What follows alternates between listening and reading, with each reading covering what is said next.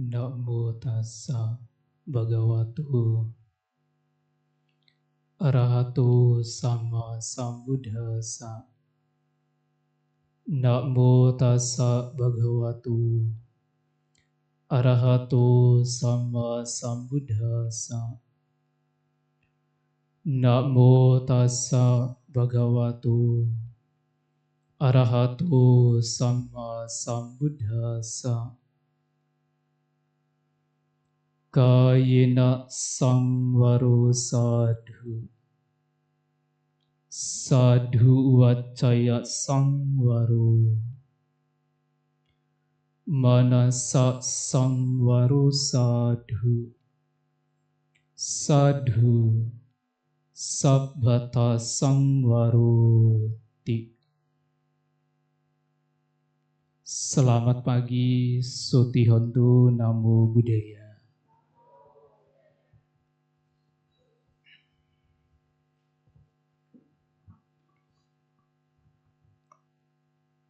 Pengurus Yayasan Dhammadippa yang saya hormati, pengurus Karakasaba Wihara Dhammadippa,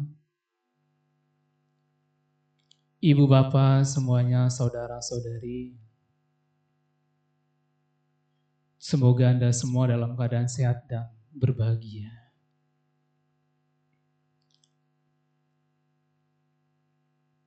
Ini pertama kali saya mengisi di Wihara Dhammadippa Surabaya. Bahkan sekalipun sebelumnya, saya pernah tinggal di Wihara Padepokan Dhammadippa Arama sebagai samanera selama 4 tahun, tetapi belum pernah juga mengisi di sini. Kesininya cuma numpang tidur sama makan. Kalau mengisinya belum. Bahkan setelah lulus, lanjut lagi di Jakarta 2 tahun, baru pindah ke sini, ya dan baru sekarang bisa mengisinya. Terima kasih atas undangannya. Karena ini baru pertama saya mengisi di tempat ini, maka salam kenal dari saya semuanya, khususnya Anda umat Buddha di Wihara Dhammadippa Surabaya. Para upasaka upasika semuanya, seperti yang Anda sudah ketahui, topik uraian Dhamma yang saya ingin bahas pada pagi hari ini tentang misteri di balik kehidupan. Melihat kata misteri itu adalah sesuatu yang belum kita pahami, yang belum kita ketahui, maka menjadi misteri, khususnya di balik kehidupan kita. Oleh karena kita cenderung melihat keluar, dalam hal ini cenderung melihat menikmati hal yang menyenangkan, dan tidak mau untuk melihat penderitaan dalam kehidupan kita. Faktanya, di saat kita mengalami penderitaan pun, yang terjadi apa? Penolakan. Maka oleh karena itu pada pagi hari ini, saya ingin mengajak kepada Anda semua untuk melihat misteri di balik kehidupan. Yang dimana hal ini saya tinjau dari salah satu sutta yang ada di dalam Samyutta Nikaya. Asiwisopama Sutta. Sutta tentang ular-ular berbisa. Sebelumnya saya ingin bertanya kepada Anda semua. Apakah Anda pernah digigit oleh ular? Belum pernah? Mau digigit? Yakin belum pernah digigit oleh ular-ular berbisa? Ya faktanya kalau hewan ular berbisa emang belum. Saya pun juga belum pernah digigit. Dan memang tidak mau juga. Tetapi faktanya, semenjak kelahiran kita sampai saat ini, kita sudah sering kali digigit oleh ular-ular berbisa tanpa kita sadari. Ibu bapak semuanya, dalam sutta ini dikisahkan Ini hanya sebenarnya perumpamaan sebenarnya yang diberikan oleh Sang Buddha kepada kita semuanya sehingga kita tahu alur dari tujuan kehidupan kita.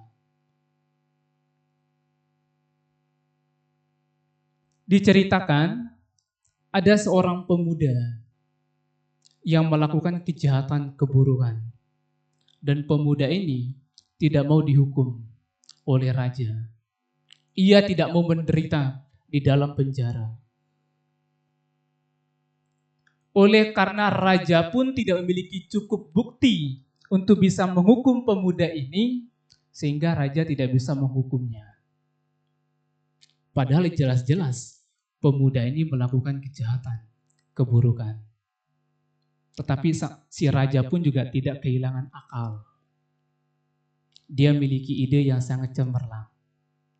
Meskipun saya belum bisa menghukum pemuda ini, oke, kalau begitu saya ingin menyuruh dia untuk memelihara 4 ekor ular berbisa.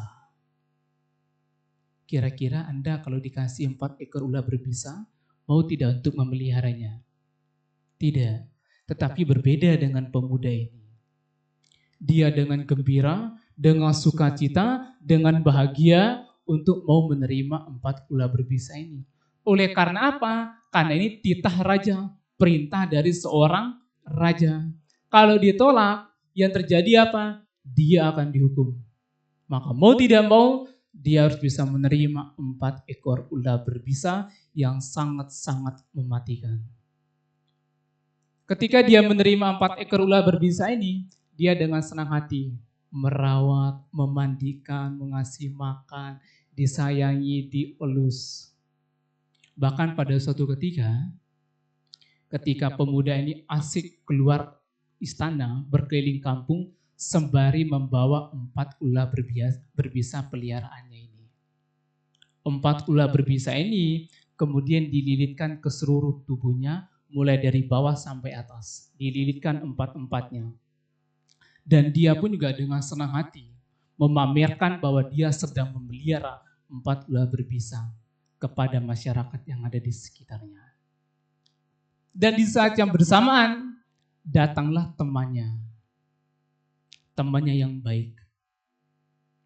Ketika temannya ini melihat pemuda ini sedang memelihara, sedang mengajak 4 ular berbisa ini untuk bermain-main, kemudian dia menegur, "Wahai temanku, apakah engkau tidak melihat sisi bahaya dari ular berbisa ini yang sewaktu-waktu mereka bisa menggigit kamu?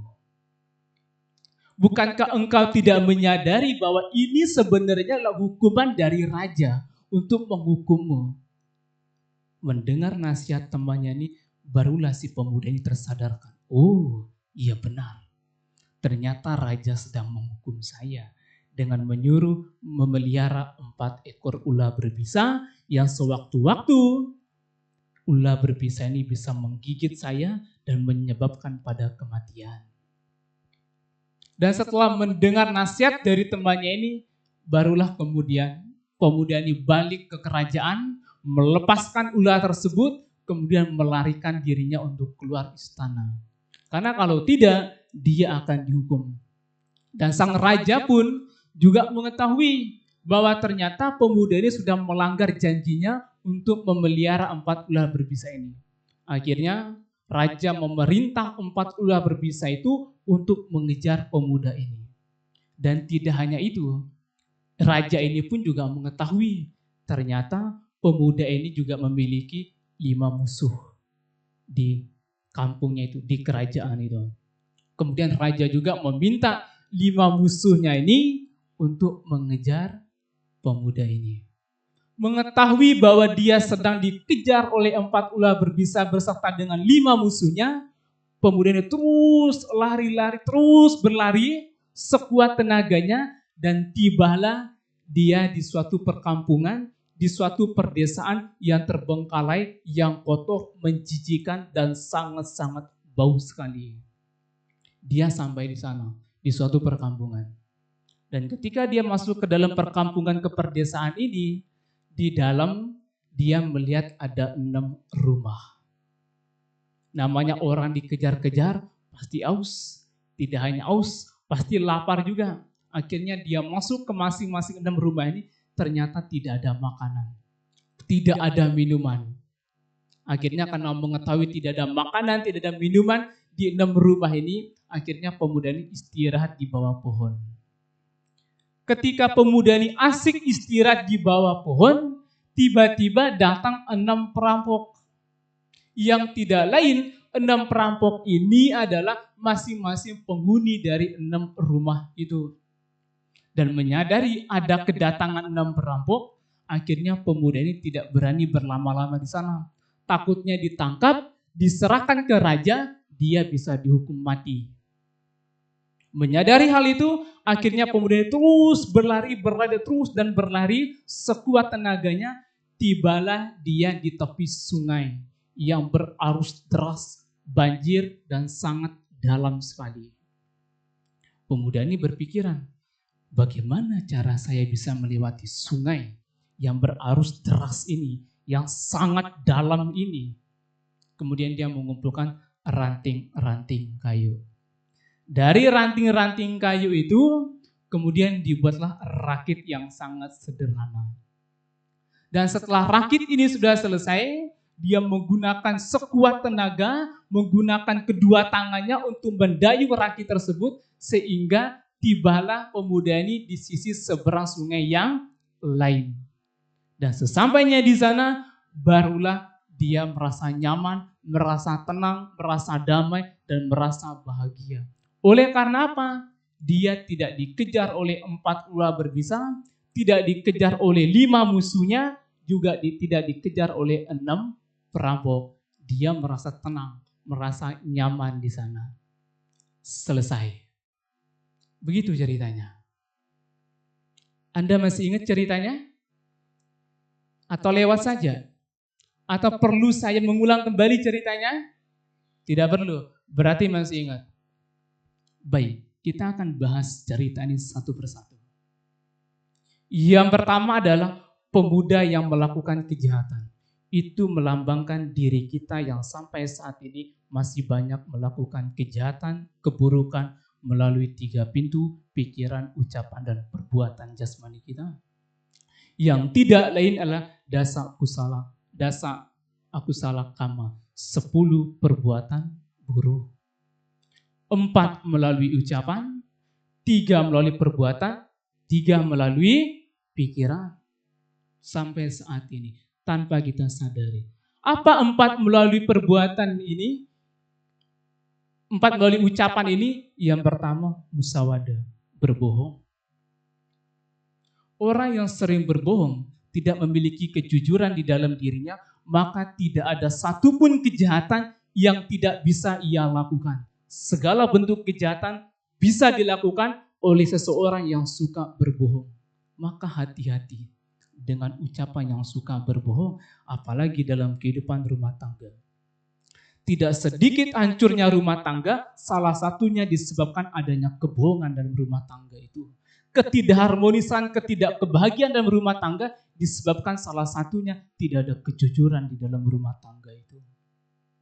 Apakah suaminya berbohong kepada istrinya, atau istrinya berbohong sama suaminya, atau mungkin orang tua yang bohong sama anaknya, atau anaknya yang berbohong sama orang tuanya. Maka kejujuran itu sangat-sangat penting untuk kita tanamkan di dalam diri kita. Dan itulah prinsip hidup kita. Harus memiliki saja kebenaran, kejujuran itu.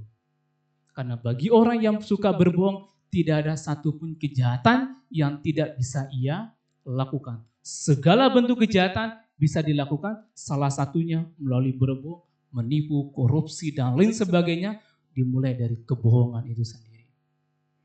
Kemudian yang kedua adalah kata-kata yang kasar. Hati-hati juga melalui ucapan kita ini. Tanpa kita sadari, ucapan-ucapan yang kasar ini bisa melukai hati seseorang. Apalagi kalau sakitnya tuh di sini, sulit sekali untuk melupakannya. Mungkin sekarang bilangnya, oh enggak apa-apa. Tetapi di balik itu, dia memiliki rasa dendam kepada orang tersebut. Karena apa? Dia merasa ada orang yang mengucapkan kata-kata kasar kepada dirinya. Itu yang kedua. Kemudian yang ketiga, kata-kata yang memecah belah. Ini pun juga hati-hati. Apakah dalam organisasi, apapun jenisnya itu, apakah dalam pekerjaan, usahakan hindari kata-kata yang memecah belah atau yang berusaha untuk mengadu domba.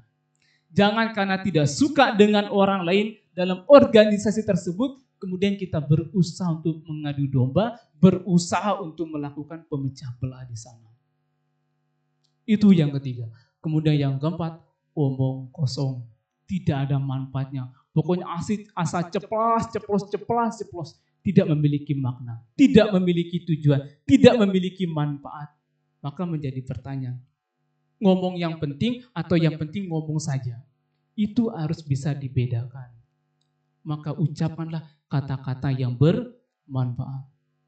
Ini 4 melalui ucapan. 3 melalui perbuatan apa? Melakukan pembunuhan makhluk hidup. Kita dengan binatang sekalipun, kalaupun seandainya mereka bisa berbicara seperti kita, mereka pun juga tidak mau disakiti. Coba kalau seandainya kita disakiti, seperti kita menyakiti makhluk tersebut, bagaimana perasaan yang kita alami? Dikata-katain kasar saja sudah sakitnya luar biasa, apalagi sampai disakiti melakukan pembunuhan itu. Maka sebisa mungkin untuk menghindari pembunuhan makhluk hidup. Tidak hanya melakukan pembunuhan, termasuk menyakiti makhluk hidup. Kemudian yang kedua, mengambil barang yang tidak diberikan. Berusaha untuk menghindari apa yang bukan barang milik hak diri kita. Karena itu merupakan suatu kejahatan juga. Maka jangan karena melihat tidak ada yang melihat untuk mengambil barang ini, oh gak ada yang melihat, ya sudahlah ambil saja. Masukin saja ke kantong, toh juga gak ada yang lihat. Itu namanya pencurian, mengambil barang yang tidak diberikan. Kemudian yang ketiga, perbuatan asusila. Terutama bagi Anda yang sudah berumah tangga ataupun yang belum berumah tangga, sebisa mungkin menghindari perbuatan asusila dengan orang lain. Jangan karena alasan tidak puas dengan pasangannya, tidak puas dengan suaminya atau istrinya, kemudian mencari kepuasan pada orang lain. Itu sebab-sebab keruntuhan dalam rumah tangga. Maka bagi Anda yang sudah menikah, yang sudah punya pasangan, harus memiliki santuti kepuasan terhadap pasangan Anda sendiri. Bahkan Anda pun yang belum menikah, jangan karena nafsu keinginan mencoba melakukan hal-hal yang tidak sesuai, hal-hal yang bertentangan dengan dhamma ini. Dalam hal ini moralitas itu. Ini 3 melalui perbuatan kita. Kemudian yang ketiga melalui pikiran. Yang pertama, biapada, ingin memiliki pikiran untuk melakukan kejahatan, memiliki niat jahat, ingin melukai orang lain. Jangan karena marah dan benci mengharapkan orang lain celaka. Bisa saja itu akan terjadi balik pada diri kita sendiri. Yang kedua, mendambakan harta milik orang lain. Ini pun juga hati-hati. Dari sana bisa muncul kebencian.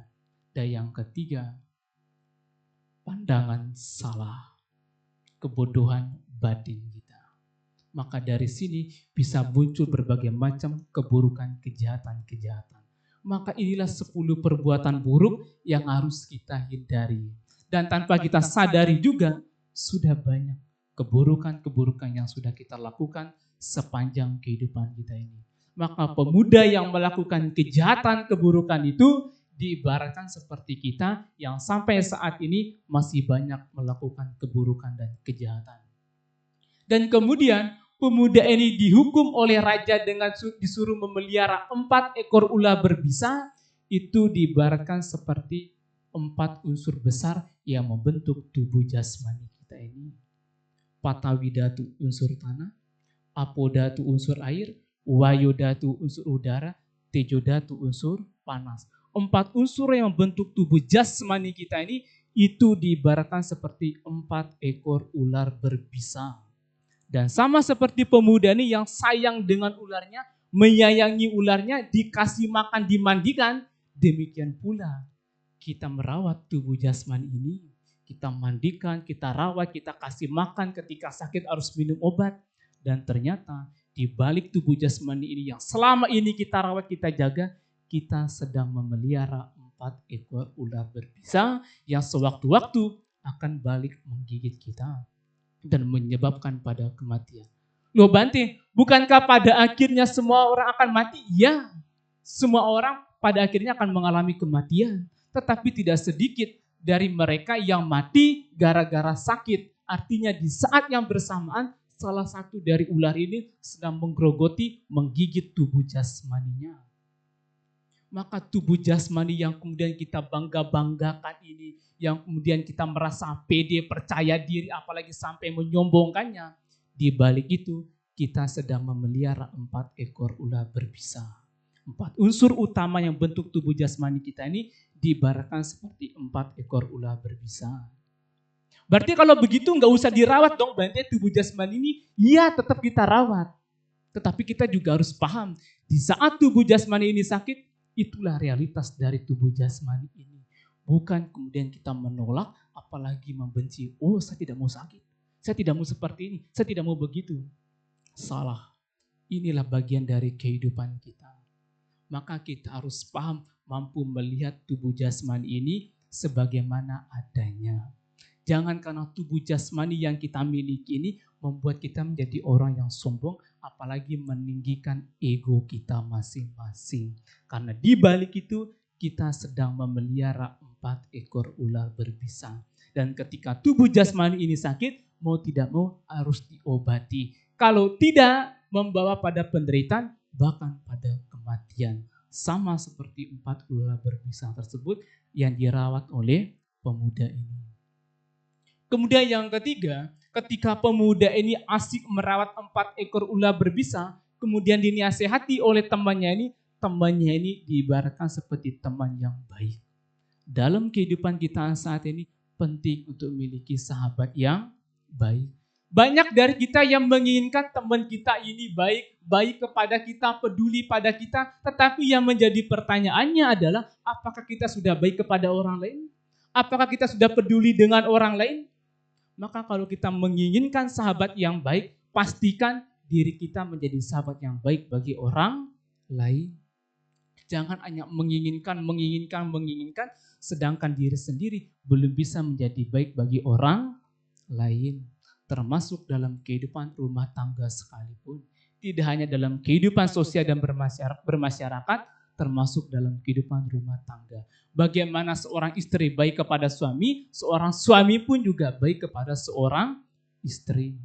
Mulai dari organisasi yang kecil dalam lingkup keluarga ini, barulah kemudian kita praktikkan keluar ke masyarakat yang lebih luas. Jadilah contoh bagi orang lain, jangan menginginkan orang lain yang baik, yang peduli kepada kita. Sedangkan diri kita tidak pernah peduli, tidak pernah memberikan kebaikan bagi orang lain. Maka dalam kehidupan sekarang ini memiliki sahabat yang baik dan menjadi sahabat yang baik bagi orang lain itu sangat penting. Karena kalau tidak, ketika kita berasosiasi dengan orang-orang yang sering melakukan karma buruk, kita akan terjerumus ke sana.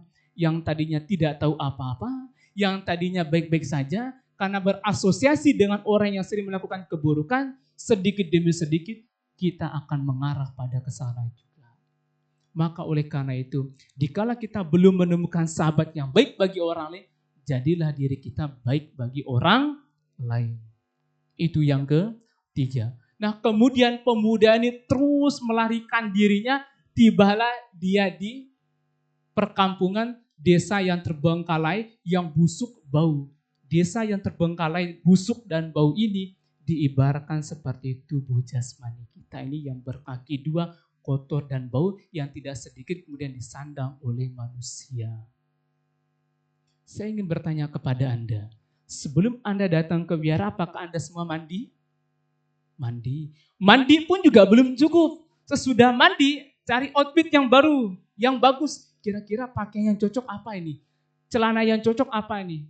pasti memilih. Itu pun juga belum cukup. Pakai skincare, pakai hand body. Itu pun juga belum cukup. Pakai anting, pakai perhiasan. Itu pun juga belum cukup. Alisnya bengkok sedikit, diluruskan. Itu pun juga belum cukup. Bibirnya pucat-pucat, kasih lipstik sedikit. Mengapa bisa terjadi demikian? Karena kita menyadari tubuh jasmani kita ini sangat-sangat kotor dan menjijikkan. Itulah yang kemudian mau tidak mau kita merawatnya. Maka desa yang terbengkalai busuk itu diibaratkan seperti tubuh jasmani kita ini yang di mana kotoran itu setiap saat keluar melalui 9 lubang. Kotoran mata lewat celah mata, kotoran hidung lewat hidung, dan lain sebagainya.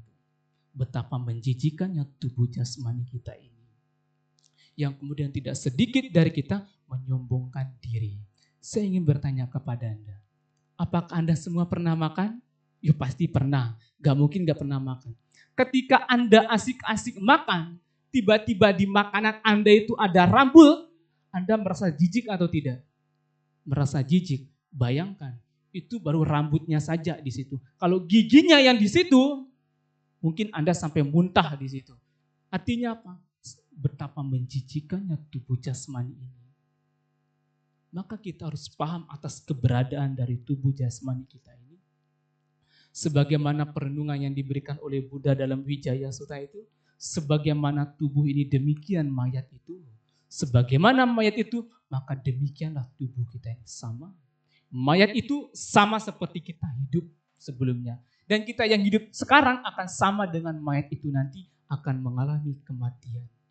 Maka betapa menjijikannya sebenarnya tubuh jasmani kita ini. Tetapi mau tidak kita menyadari akan hal ini. Supaya apa? Dalam kita menggunakan tubuh jasmani ini, dalam kita merawat tubuh jasmani ini hanya sebagaimana adanya. Tidak kemudian membenci tubuh jasmani ini ketika timbul jerawat, udah gelisah. Wah, ini harus cepat-cepat cari skincare baru ini. Sudah banyak jerawat yang muncul ini. Atau mungkin perlu ke dokter kecantikan supaya memolesnya lebih cantik lagi, supaya lebih ganteng lagi. Bayangkan, karena ketidaktahuan kita akan tubuh jasmani ini, realitas dari tubuh jasmani ini memaksa kita untuk terus merawatnya. Kita boleh merawat, kita boleh menjaga tubuh jasmani ini, tetapi bukan untuk melekatinya, apalagi membuat diri kita sendiri yang menderita. Tetapi bagaimana kita memanfaatkan tubuh jasmani yang kita miliki ini untuk melakukan kebajikan itu. Bukan malah untuk terus memperindah tubuh jasmani kita ini, melekati tubuh jasmani kita ini, ketika berubah sedikit saja menimbulkan penderitaan, menimbulkan penolakan. Putih sedikit sudah mulai disemir. Atau mungkin ketika putih satu helai saja udah putih aja lah semuanya. Atau mungkin dicat pakai warna-warni. Yang gak apa-apa, silakan. Tetapi sadari, inilah realitas dari tubuh jasmani ini. Apalagi ketika kita sudah mengalami kematian, seolah-olah kita ini diusir. Pernah orang melihat orang mati? Ketika di pemakaman, semua baju-bajunya yang pernah dipakai, tas sandal semuanya dimasukin ke dalam sana, itu seolah sudah diusir dari rumah itu. Sudah enggak peduli lagi itu keluarganya. Pernah tidak menyadari demikian? Maka di saat itu juga tidak ada keluarga yang menghendaki kita. Kita sudah diusir dari rumah itu. Lo faktanya semua pakaian, semua yang pernah dipakai dimasukin di situ. Itu kalau dikubur. Kalau dikremasi, yuk begitu juga semuanya dibakar. Dulu pernah ada pengalaman waktu saya di Jakarta. Itu kremasi di Rumah Duka Grand Heaven di Pluit. Saking banyak perhiasan, saking banyak baju yang dipakai, tas kemewahan yang dipakai, tidak ada satupun yang tersisa. Semua dimasukin ke peti.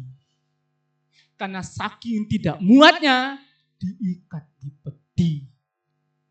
Yang seharusnya itu bisa dibagikan kepada orang lain supaya lebih bermanfaat, tetapi semuanya dimasukin. Lo odol yang masih sedikit sisanya dimasukin juga ke dalam peti itu. Maka ini harus kita pahami Bapak semuanya. Maka tubuh jasmani yang kita miliki ini sebenarnya sangat-sangat menjijikan. Sekali lagi, bukan berarti kita tidak boleh merawat, menjaganya. Boleh, iya. Tetapi ketika tubuh jasmani ini mengalami perubahan, mengalami kesakitan, ketuaan, sadari inilah realitas dari kehidupan ini yang tidak bisa saya cegah. Siapa yang bisa mencegah usia tua, kesakitan dan kematian? Tidak ada. Buddha pun juga mengalami ketuaan, Buddha pun juga mengalami kesakitan, Buddha pun juga mengalami kematian. Akan tetapi berbeda dengan kita. Kita mati masih diikuti dengan kelahiran kembali. Tetapi sang Buddha mengalami kematian atau parinibbana tetapi tidak diikuti lagi dengan kelahiran kembali. Itulah bedanya kita dengan beliau. Maka sadarilah, tubuh jasmani kita ini sebenarnya sangat-sangat menjijikkan. Loh, pulang dari sini nanti pasti mandi. Karena sadar, bau sekali. Bau apek, udah ganti baju dulu, mandi. Di saat itulah kita menyadari, ternyata tubuh jasmani ini sangat-sangat menjijikkan. Nah, dan di dalam rumah ini, ternyata ada, di dalam perdesaan perkampungan ini, ada 6 rumah. Apakah 6 rumah itu? 6 indria kita ini yang ada pada tubuh jasmani kita.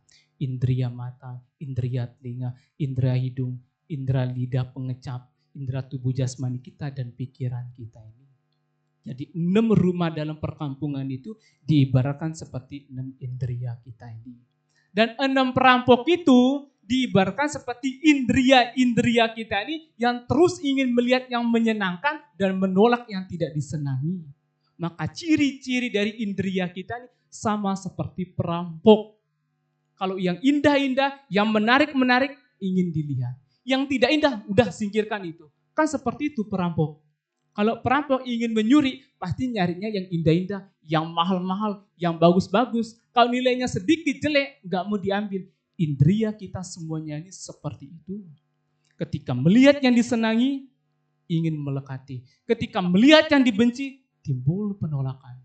Mendengar yang indah-indah, ingin menikmati. Ketika mendengar satu ejekan, hinaan, ditolak itu semua. Ketika membawi, apalagi tadi ketika asik meditasi, napas masuk, keluar. Masuk, keluar. Ketika napas masuk, tiba-tiba mencium aroma kentut, timbul kebencian di sana. Ketika yang harum, ingin menghirup lagi, ingin menghirup lagi. Demikian pula ketika makan pun, kalau yang tidak enak-enak disingkirkan. Pedas, udah ganti, tambah apa? Begitulah indria kita ini yang diibaratkan seperti perampok yang terus melekati, menyenangi yang indah-indah. Maka tanpa kita sadari, ketika kita tidak bisa menjaga keenam indria kita ini dengan baik, hati-hati. Kita akan diperbudak oleh nafsu keinginan kita sendiri. Dan tidak sedikit orang yang demikian. Maka itulah Buddha kemudian mengatakan memiliki indria sangwara, pengendalian diri melalui 6 indria kita ini. Ketika mata melihat kontak, ketika telinga mendengarkan suara, hidung membawi, lidah mengecap, jasmani kita dengan sentuhan-sentuhan, pikiran kita dengan bentukan-bentukan pikiran, sadari itu. Ini hanya sebatas mendengar, kemudian dia berproses, kemudian dia lenyap juga. Sama seperti mencium bau kentut tadi, aromanya tidak sedap, berproses, lenyap lagi, muncul bau yang baru lagi. Karena kalau tidak, timbul kebencian di sana. Tidak sedikit orang yang kemudian membenci gara-gara mencium aroma kentut. Apalagi waktu asik meditasi, mendengarkan dhamma seperti ini, tiba-tiba yang di depan ataupun yang di belakang kentut mencium aromanya, timbul kebencian di sana. Maka sedemikian rupanya indria-indria kita ini. Maka kalau kita tidak bisa menjaga indria kita ini dengan baik, akhirnya kita akan diperbudak oleh nafsu keinginan kita. Loh, berarti kalau begitu berarti kita tidak boleh berkeinginan? Boleh. Siapapun boleh berkeinginan, silakan. Saya pun juga boleh berkeinginan, Anda pun juga boleh berkeinginan, tetapi pastikanlah keinginan yang terukur, keinginan yang sesuai, keinginan yang tidak melampaui batas. Karena sampai melampaui batas, itulah yang membuat kita akhirnya merasakan penderitaan itu. Ingin beli motor, harganya 20 juta, tetapi uangnya cuma 10 juta, 10 jutanya ngutang. Merasa bahagia saat itu, besoknya sudah memikirkan untuk bayar hutang. Yang sebenarnya itu kebahagiaan, berubah menjadi penderitaan. Tetapi kalau kita berkeinginan yang sesuai dengan takaran kita, sesuai dengan isi kantong, isi dompetnya, maka itu akan menjadi kebahagiaan bagi kita. Tetapi karena dia sudah melampaui batas, itulah yang kemudian membuat kita ini menderita. Maka sekali lagi, bukan keinginan itu yang membuat kita menderita, tetapi karena keinginan itu yang sudah melampaui batas kemampuan kita, yang akhirnya menyebabkan pada penderitaan. Maka siapapun boleh berkeinginan, apakah itu melihat, mendengar, membawi, mengecap, bersentuhan, atau mendambakan apapun, silakan. Tetapi pastikanlah itu tidak sampai melampaui batas. Jadi hati-hati, 6 indria kita ini diibaratkan seperti 6 perampok. Yang buruk-buruk masuk melalui 6 indria kita, yang baik-baik pun juga melalui 6 indria kita nih. Maka sebelum itu masuk, disaring dulu, dicerna dulu, dilihat dulu. Apakah ini bermanfaat atau tidak bermanfaat? Apakah ini bagus atau tidak? Apakah membawa pada kebahagiaan atau sebaliknya membawa pada penderitaan? Karena kalau tidak asal masuk saja, itulah yang kemudian membuat kita ini menderita. Bahkan yang bahagia sekalipun, kalau tidak disadari bahwa kebahagiaan pun akan mengalami perubahan, ingin melekati, bisa berubah menjadi penderitaan bagi diri kita sendiri. Itulah 6 rumah yang diibaratkan seperti 6 indria kita, dan 6 perampok sama seperti indria kita yang berusaha mencari, menikmati kesenangan indriawi itu. Nah kemudian pemuda ini terus berlari, tibalah dia di tepi sungai. Tepi sungai ini diibaratkan seperti Sakaya Didi. Pandangan salah tentang aku, menganggap adanya entitas yang kekal, yang eksis, yang keberadaannya terus menerus, padahal tidak sama sekali. Tidak ada sesuatu yang bisa kita pegang secara erat-erat, apalagi yang di luar kendali kita, yang di dalam diri kita saja tidak bisa kita pertahankan. Contoh sederhananya, napas kita saja, yang memang sebenarnya paling dekat dengan diri kita, itu pun juga terus mengalami perubahan, apalagi yang di luar diri kita ini. Maka tidak ada sesuatu yang benar-benar eksis, memiliki adanya aku di sini, tidak ada. Semuanya itu hanya muncul, berproses, kemudian lenyap, selesai, hanya di situ saja. Karena apa? Ketika seseorang menganggap ini adalah milikku, itu manifestasi dari nafsu keinginan. Ketika seorang menganggap ini diriku, itu manifestasi dari pandangan salah. Dan ketika seorang menganggap ini aku, itu manifestasi dari mana? Kesombongan, pembandingan. Maka berhati-hatilah dengan hal-hal yang seperti ini. Karena sesungguhnya tidak adanya sesuatu yang benar-benar eksis. Apapun itu, apakah berhubungan dengan kebahagiaan maupun penderitaan, termasuk tubuh jasmani kita ini, termasuk pancakanda kita ini. Ada yang ketinggalan satu, kelewatan. 5 musuh yang mengejar pemuda tadi. 5 musuh ini diibaratkan seperti pancakanda. Rupa, jasmani, wedana, pengenyam atau perasaan, sanya, persepsi atau pengenal, winyana, kesadaran, sangkara, bentuk-bentuk pikiran, inilah musuh utama kita. Kalau Anda menganggap, oh musuh saya tetangga sebelah saya Bante, itu musuh saya itu. Atau kampung sebelah musuh saya Bante. Bukan, tetapi diri kita sendiri. Pancakanda inilah musuh utama kita. Siapa itu? Kilesa, pengotor-pengotor batin. Bahkan dikala kita menganggap orang lain itu sebagai musuh kita, persepsi pemikiran kita akan hal itu adalah musuh kita, musuh utama kita. Bukan orang lain, bukan tetangga Anda, bukan kampung sebelah, bukan desa sebelah, tetapi musuh utama kita lah pancakanda ini. Bagaimana persepsi ini mempermainkan diri kita. Bagaimana wedana perasaan ini mempermainkan diri kita. Itulah musuh utama kita. Ketika mata tidak dijaga dengan baik, ketika melihat yang dibenci, yang tidak disukai, timbullah kebencian. Itulah musuh utama kita. Kebencian, kemarahan, kejengkelan, iri hati, dendam, tidak suka, cemburu, itulah musuh utama kita. Bukan orang lain. Bukan orang tua, bukan suami, bukan istri, bukan anak, bukan keluarga. Tetapi adalah kilesa, pengotor-pengotor batin ini. Inilah musuh utama kita. Lanjut tadi, yang sisi seberang sungai, itu melambangkan pandangan salah tentang adanya diri. Kemudian air yang berarus deras itu diibaratkan seperti oga atau banjir. Ada 4 jenis banjir. Yang pertama, banjir nafsu keinginan atas keberadaan. Sesuatu yang dilekati itu bisa membawa pada penderitaan. Ketika indria kita tidak kita jaga dengan baik, hati-hati. Nafsu ini akan membara kemana-mana. Nafsu keinginan ini tidak takut dengan altar Buddha, tidak takut dengan dupa, tidak takut dengan bante, tidak takut dengan romo pandita. Bahkan di wihara sekalipun bisa memunculkan nafsu keinginan. Ketika tidak dijaga dengan baik, akan menguasai diri kita. Dari mana munculnya? Salah satu dari 6 indria kita ini. Karena munculnya nafsu keinginan, maka banjir yang kedua adalah kemelekatan atas keberadaan itu. Ingin melekati, ingin menggenggam secara erat-erat, padahal tidak ada sesuatu yang bisa dipegang secara erat-erat. Semakin kita menggenggam secara erat-erat, artinya kita akan semakin menderita, termasuk kebahagiaan itu, Bu. Oh, saya tidak mau Bante, kebahagiaan saya ini sirna, kebahagiaan saya inilah, saya tidak mau, pokoknya harus bahagia. Tidak bisa. Kita tidak bisa memiliki kendali atas itu semua.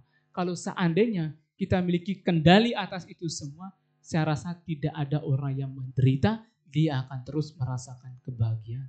Tetapi faktanya tidak demikian.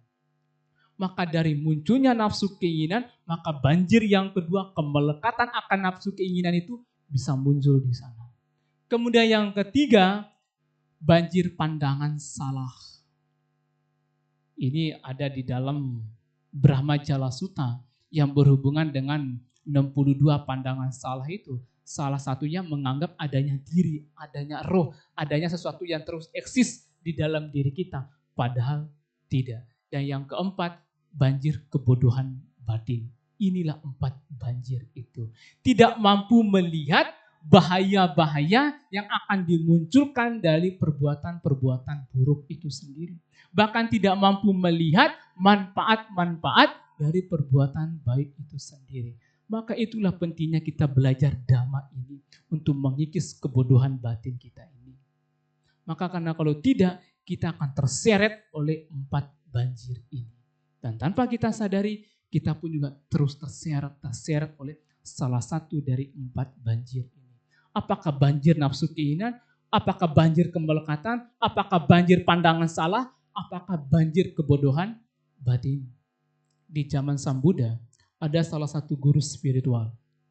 Namanya Ajita Kesa Kambali. Beliau ini salah satu guru spiritual yang memiliki pandangan salah. Dia menganggap bahwa tidak ada namanya perbuatan baik dan perbuatan buruk. Tidak ada. Bahkan sekalipun seseorang melakukan persembahan penghormatan, berdana, tidak ada manfaatnya.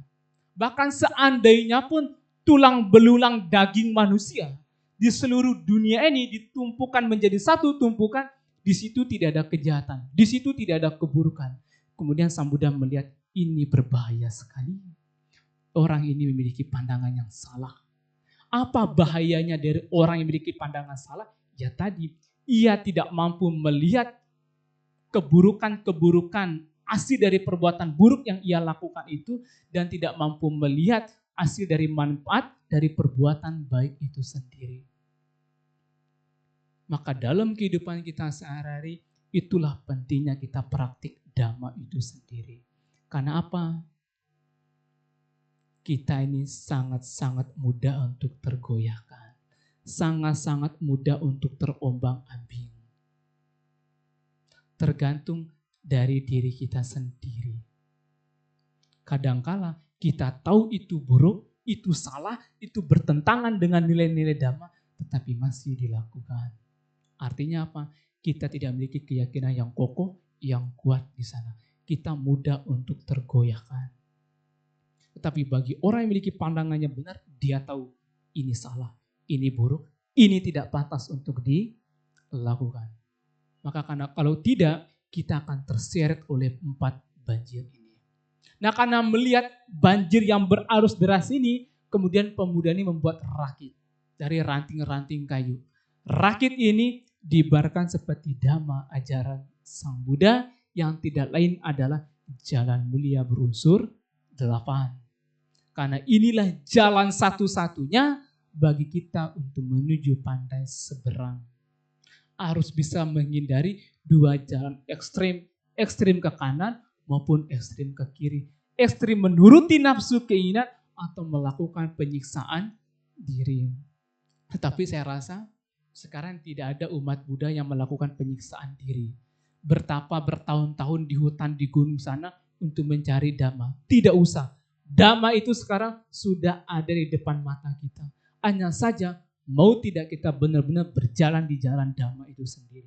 Dalam hal ini jalan mulia berunsur 8. Memiliki pandangan yang benar, ucapan yang benar, perbuatan yang benar, pikiran yang benar, daya upaya yang benar, mata pencarian yang benar, perhatian benar, dan konsentrasi benar.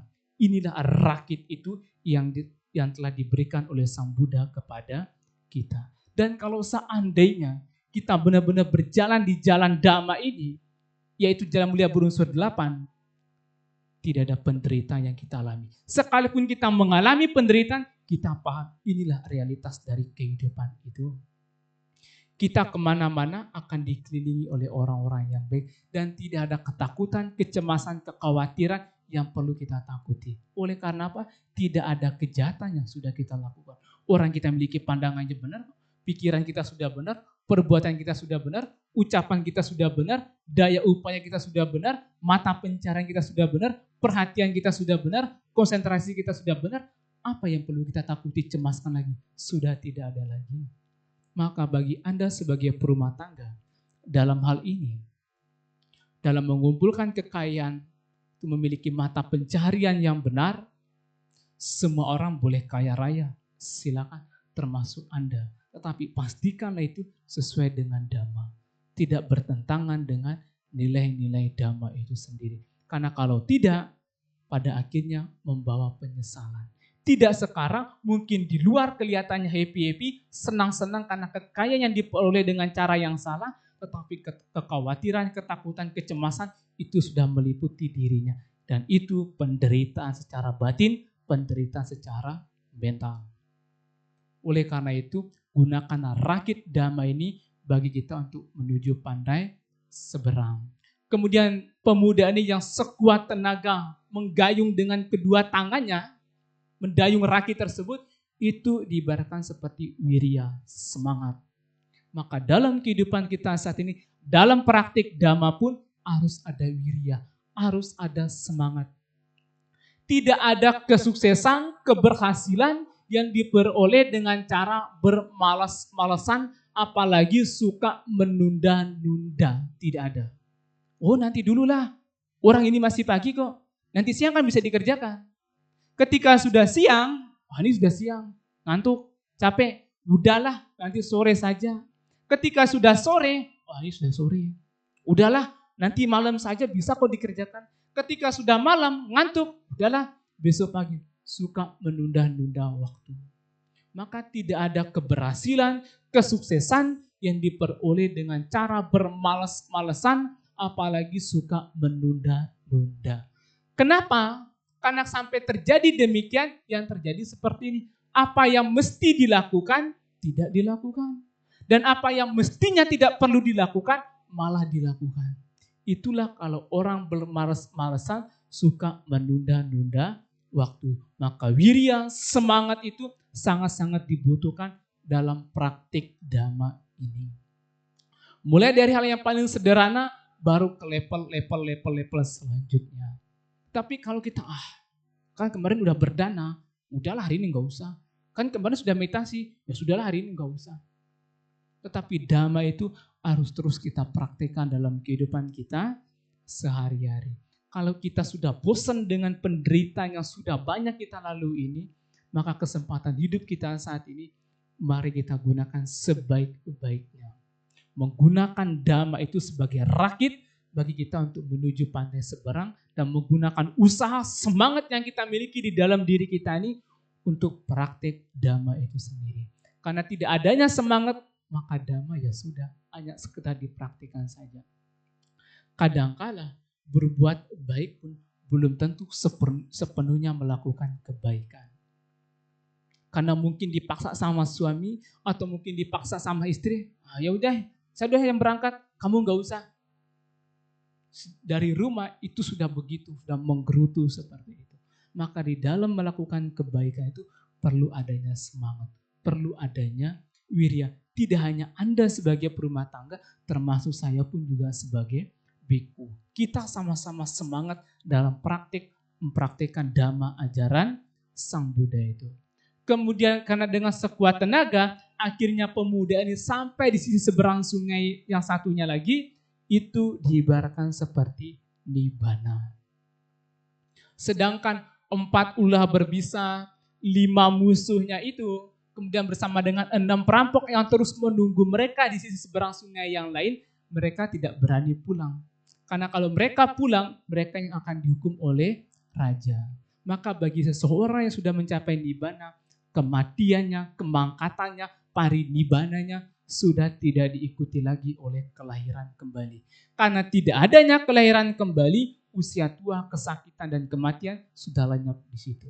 Tetapi bagi kita, selama kita terus berlayar di samudera samsara ini, maka selama itulah kita akan terus mengalami kelahiran dan kematian ini.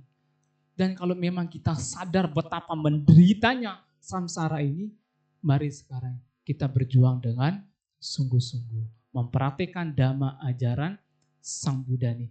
Jangan terlena dengan nafsu-nafsu indriawi. Karena itu adalah mara juga. Yang menggoda kita, yang menghalangi kita untuk mencapai nibbana. Mungkin sekarang kita belum mencapai nibbana, tetapi dengan parami, dengan praktik dhamma yang terus kita kumpulkan, yang terus kita praktikkan dalam kehidupan kita sehari-hari, yang kemudian itu pada suatu saat nanti akan membawa kita menuju nibbana itu. Maka seperti syair Dhammapada yang saya kutip tadi di awal, kayena sangwaro sadu, sadu wacaya sangwaro, manasa sangwaro sadu, sadu sabata sangwaro ti. Sungguh baik mengendalikan perbuatan kayena. Perbuatan kita ini ketika dikendalikan itu sungguh sangat baik sekali. Kalau seandainya kita belum bisa untuk melakukan kebaikan, setidaknya jangan mengganggu mereka. Kayena sangwaru sadu, sadu wacaya sangwaru. Sungguh baik mengendalikan ucapan kita ini. Kalau seandainya kita belum bisa untuk mengucapkan kata-kata yang indah, yang bermanfaat bagi orang lain, diam itu juga emas, kata orang. Daripada kita banyak berbicara, tetapi tidak memiliki makna, tidak memberikan manfaat bagi diri sendiri maupun bagi orang lain. Kayena sangwaru sadu, sadu wacaya sangwaru, manasa sangwaru sadu, sungguh baik mengendalikan pikiran kita ini. Ketika pikiran terkendali dengan baik, ucapan juga terkendali, perbuatan kita juga terkendali. Tetapi ketika pikiran kita ini terus diisi dengan hal yang negatif, hal yang tidak baik, maka jelas yang keluar yang kita lakukan itulah sesuatu yang tidak baik, yang tidak bermanfaat bagi orang lain. Dan sungguh baik untuk mengendalikan semuanya. Ketika pikiran dikendalikan dengan baik, ucapan dikendalikan dengan baik, perbuatan dikendalikan dengan baik, ketika ketiga-tiganya ini kita kendalikan dengan baik, itu sungguh-sungguh bermanfaat dan sungguh-sungguh baik bagi diri kita sendiri. Dimanapun kita berada, maka sungguh sangat baik bagi kita untuk mengendalikan pikiran, ucapan, dan perbuatan jasmani kita. Ibu bapak semuanya, inilah yang saya maksud misteri di balik kehidupan kita. Bagaimana kita melihat tubuh jasmani kita ini, kehidupan kita ini sebagaimana adanya. Karena oleh kecenderungan kita melihat yang disenangi, yang indah-indah, tetapi ketika mengalami kesulitan, penderitaan, yang terjadi penolakan di sana. Padahal itulah realitas dari kehidupan kita ini. Penderitaan-penderitaan yang kita alami, itulah realitas dari kehidupan kita ini. Maka kalau kita bertanya kepada umat Buddha, apakah Anda paham hidup ini samsara? Paham? Bahwa hidup ini samsara sudah paham? Paham. Saya rasa sebagian umat Buddha sudah paham bahwa hidup ini adalah samsara. Kalau Anda benar-benar paham hidup ini samsara, ketika Anda mengalami kesulitan, Anda mengalami penderitaan, harusnya Anda tidak menjadi risau kalau Anda benar-benar paham hidup ini samsara. Tetapi kalau Anda masih risau, Anda tidak bisa menerima itu, berarti Anda belum paham hidup ini samsara. Segala pengalaman-pengalaman yang kita lalui, baik yang menyenangkan dan tidak menyenangkan, penderitaan ataupun kebahagiaan, itulah ciri-ciri dari samsara. Nah, oleh karena itu, apapun yang kita alami sepanjang kehidupan kita ini, pahami sebagaimana adanya. Munculkanlah kebijaksanaan di sana. Dari kebijaksanaan, maka batin yang seimbang akan muncul. Oh, ini adalah ciri-ciri samsara. Ya, saya dicela, saya difitnah. Oh ya, saya mengalami kerugian, saya dikata-katain. Oh, saya mengalami kesakitan, saya mengalami ketuaan. Karena memang inilah ciri-ciri dari samsara. Tapi kalau kita risau dengan apa yang kita alami itu, maaf kata, kita belum paham arti dari samsara itu. Oleh karena apa? Segala pengalaman-pengalaman yang kita lalui, pahit, manis, menyenangkan dan tidak menyenangkan, bahagia dan menderita, itulah ciri-ciri dari samsara ini. Nah, oleh karena itu pesan saya yang terakhir, Ibu Bapak semuanya, di balik kehidupan kita ini yang kita terus ditipu oleh kesenangan-kesenangan indriawi itu, maka kita harus paham inilah misteri di balik kehidupan kita. Ternyata sesuatu yang selama ini saya bangga-banggakan, yang saya sombongkan kepada orang lain atau hal-hal yang lainnya, ternyata di balik itu menyimpan banyak penderitaan. Oleh dengan menyadari bahwa tubuh jasmani ini menyimpan begitu banyak penderitaan yang memang sifatnya anicca, dukkha, dan anatta, maka manfaatkanlah hidup kita yang sekarang ini untuk benar-benar melakukan kebaikan, hal yang bermanfaat bagi diri kita sendiri maupun bagi orang lain. Timbunlah parami-parami itu sedikit demi sedikit, praktik dana sila samadhi ataupun praktik dhamma-dhamma yang lainnya. Sehingga pada kehidupan kita yang terus menerus dan nantinya, semoga ini bisa membawa kita untuk mencapai nibbana. Anumodana dan terima kasih atas kesempatan yang telah diberikan kepada saya pada siang hari ini. Semoga dhamma yang saya sampaikan ini bisa kita praktekkan secara bersama-sama dalam kehidupan kita sehari-hari. Sabe sata bhavantu sukhitata, semoga semua makhluk hidup berbahagia.